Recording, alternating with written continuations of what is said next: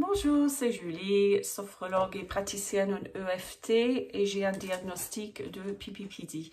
Et là, je parlais, les dernières vidéos, je parlais de tous les exercices correctifs que je fais afin de reprogrammer et de rééduquer mon cerveau qui est bloqué sur donc, cette association symptômes et un certain état interne, c'est-à-dire certaines pensées, certaines émotions, ce qui se passe dans mon corps aussi en même temps, et il a bien fait l'association. Donc là, je vous présente une série de vidéos de tous les exercices correctifs que je fais sur moi-même afin d'aider mon cerveau à se rééduquer. Et là, je voulais vous parler aujourd'hui de l'EFT. J'ai déjà parlé un petit peu de ça, mais c'est un outil que j'utilise, donc c'est un exercice correctif comme un autre. Avant que j'oublie, je le dis jamais, mais si vous pensez à vous abonner, ce serait super bien pour me rendre un peu plus visible sur la plateforme YouTube et visible pourquoi, hein, c'est pour que d'autres patients qui ont un diagnostic puissent me trouver, c'est tout. Voilà, alors l'EFT, c'est l'anglais encore, hein, Emotional Freedom technique. Donc, c'est un outil afin de nous libérer d'une certaine charge émotionnelle, qui est le cas. Donc, cet état interne associé à nos symptômes comprend l'état émotionnel, bien sûr. Il ne faut pas oublier que les réseaux vestibulaires et les réseaux émotionnels sont étroitement liés. Et tout ce qui est émotion négative peut augmenter l'intensité perçue de nos symptômes. Donc, tout l'intérêt de faire ce genre d'exercice correctif. J'ai bien peur que la vidéo va être un peu longue. Je suis désolée, mais je pense que c'est important. Je vais essayer de faire assez efficacement, assez bref. Donc, l'EFT, j'ai l'impression que ça soit plus connu quand même aux États-Unis ou dans les pays anglophones. Bon, après, c'est connu en France, hein, il y a pas mal de praticiens. Mais j'aime bien parce qu'il y a très peu d'études pour la sophrologie. Bah, pour les vertiges, il n'en a pas. Il y a une étude sur les acouphènes et la sophrologie, mais il n'y a pas d'études encore faites sur la sophrologie. Voilà, ça c'est une autre vidéo. Je vous dirai les nouvelles. Mais pour l'EFT, bon, peut-être pas pour les vertiges, mais pour la douleur chronique, le stress, l'anxiété, tout le reste, il y a beaucoup d'études cliniques qui ont été faites aux États-Unis, revues par des pairs. Je vous mettrai le lien.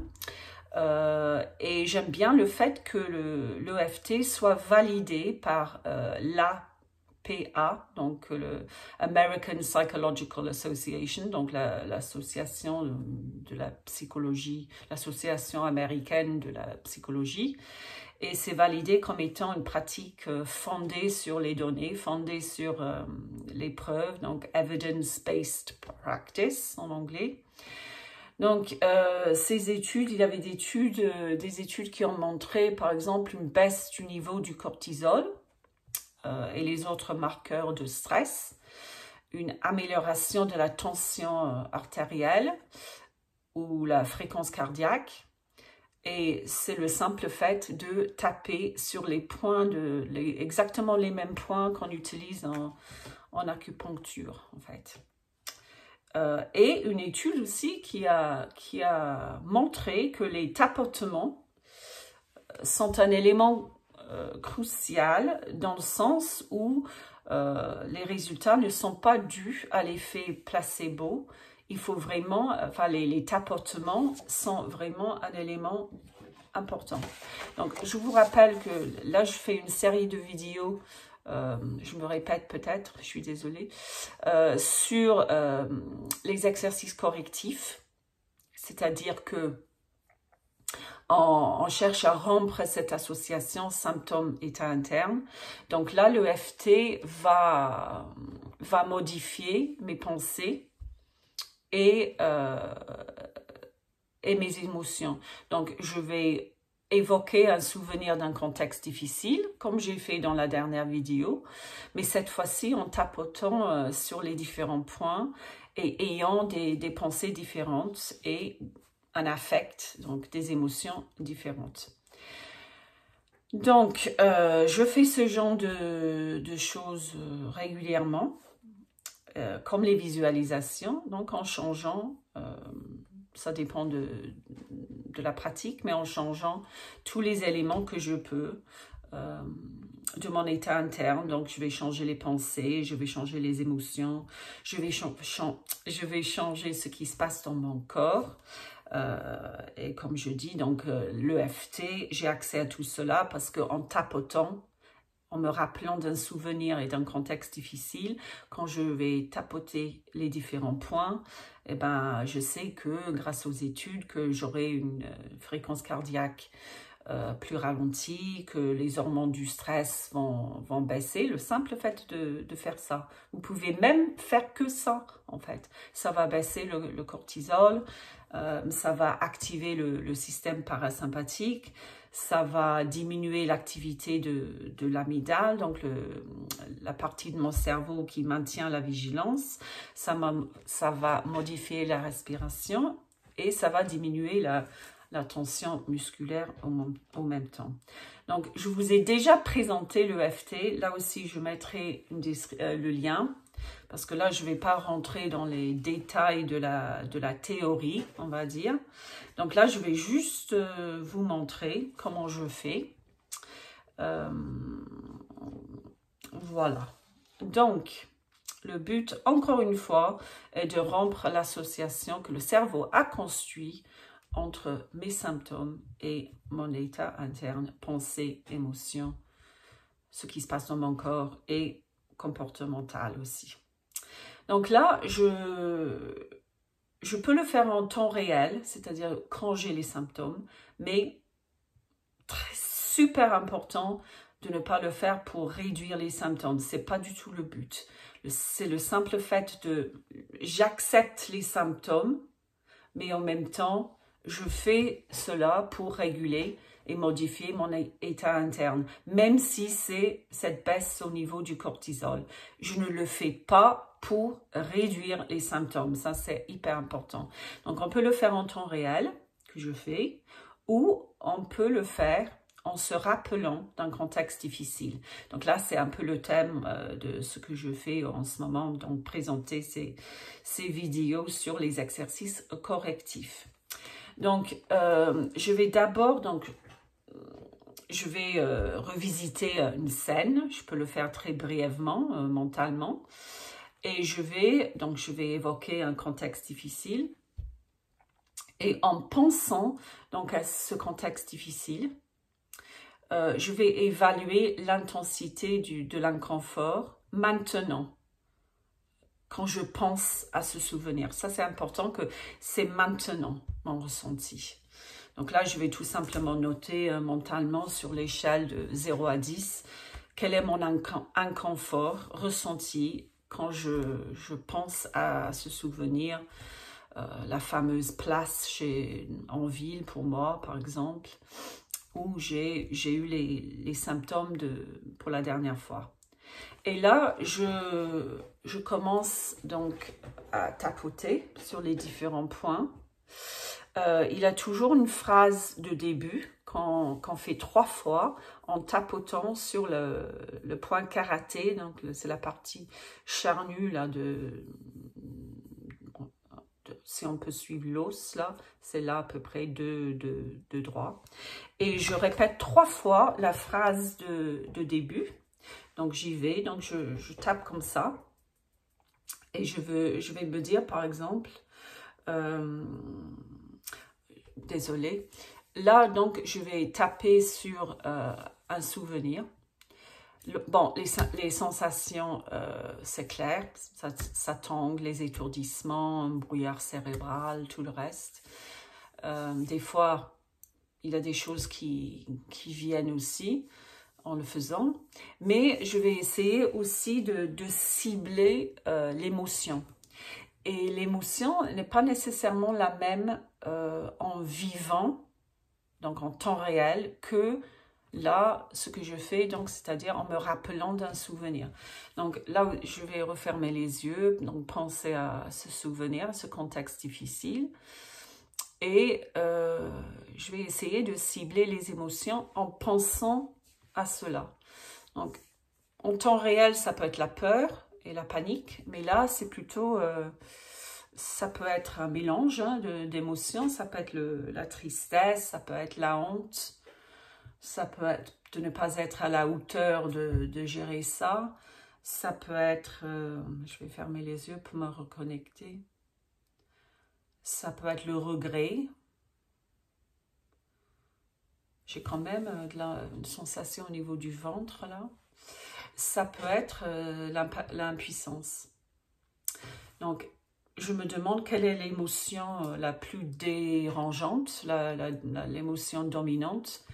Et je pense que c'est cet élément d'impuissance, donc un manque total de contrôle, en fait. Donc, on peut tapoter que sur les sensations, on peut faire ça tangue, les étourdissements, mais si je peux cibler l'émotion, c'est encore mieux. Donc voilà, désolée, voilà, donc on va recommencer. Donc je prends les 3 fois, hein, donc la même phrase, donc c'est la phrase du début. Je place bien mes pieds sur terre, ça c'est important, surtout pour moi. Allez. Je décontracte les chevilles, je place bien les pieds sur terre, je relâche le ventre. Et c'est important donc de penser à ce contexte. Peut-être la première phrase que j'évoque 3 fois, on va avoir les yeux ouverts, mais j'aime bien, et c'est un peu modifié le protocole, j'aime bien fermer les yeux pour la phase 2. Donc, je fais la première phrase 3 fois. J'espère que c'est clair, je suis désolée. Donc, je me dis, donc voilà, je tapote comme ça, je me dis, même si, ça commence toujours avec même si ça tangue et je me sens impuissante, c'est ok comme ça. Même si je suis instable sur ce sol, je m'accepte comme ça. C'est une auto-acceptation, en fait. C'est une acceptation des symptômes. Même si j'ai des étourdissements que je ne peux pas contrôler, je m'accepte comme je suis. Donc ça, c'est important. C'est la première phrase qu'on fait 3 fois. Et ensuite, on passe au tapotement. Et c'est juste des petites phrases de rappel. Les pieds sur terre. Je ferme les yeux si je veux. Et c'est important de revisiter le contexte difficile au même temps. Bon, là, ça va être individuel, bien sûr, mais moi, donc cette fameuse grande place. Et je vais, donc, là, sourcil, ça tangue. Coin de l'œil. Cette sensation d'impuissance. Sous l'œil.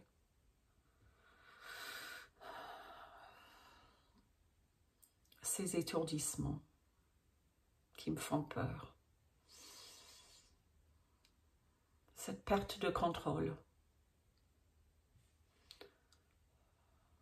Ce brouillard cérébral.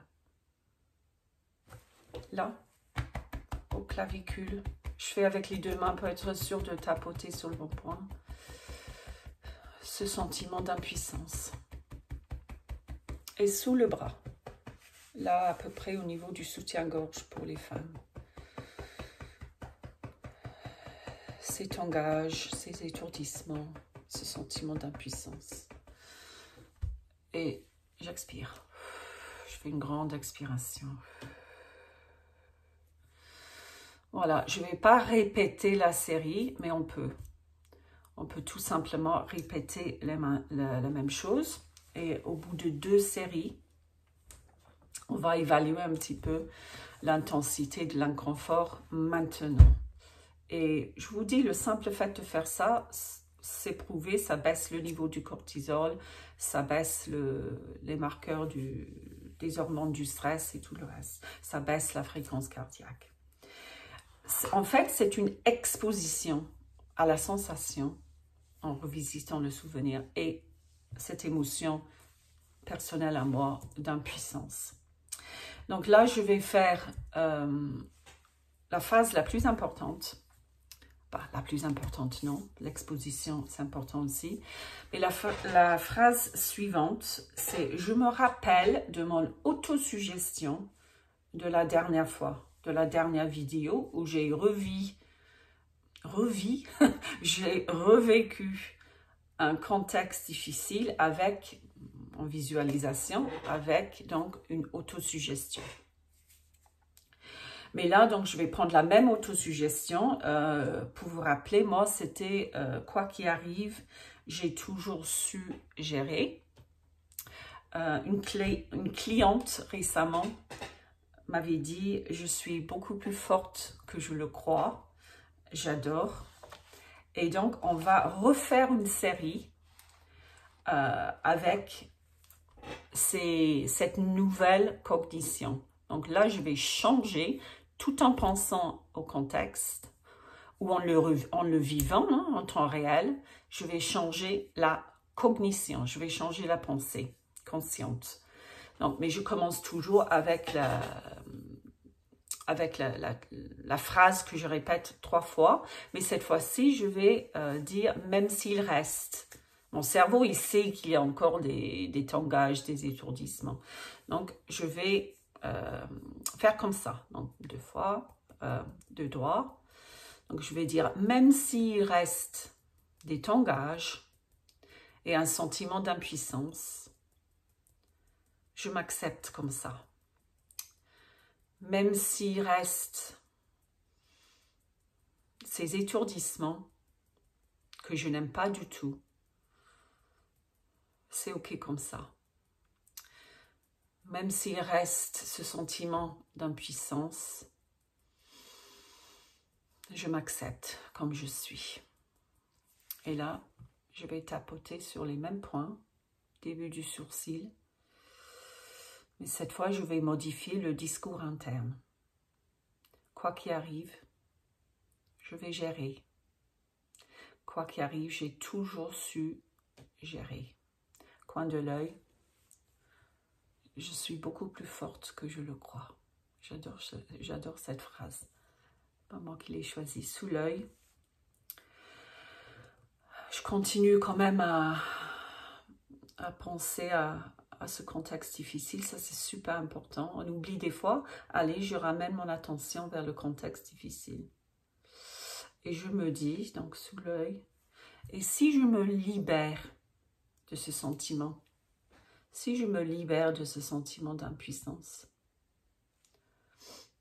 la vérité, c'est que j'ai des ressources en moi.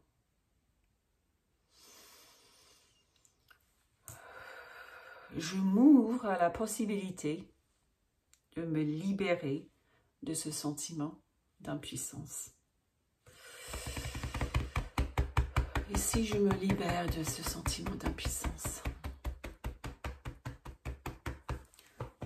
j'ai des ressources en moi. J'ai toujours su gérer.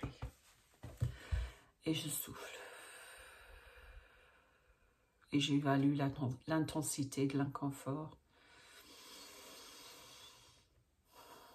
Et ça, franchement, je suis à 18 minutes, mais je pense que je vais refaire une vidéo très courte. Vous avez juste, très simplement, à penser à un contexte difficile en tapotant les points. Allez, courage.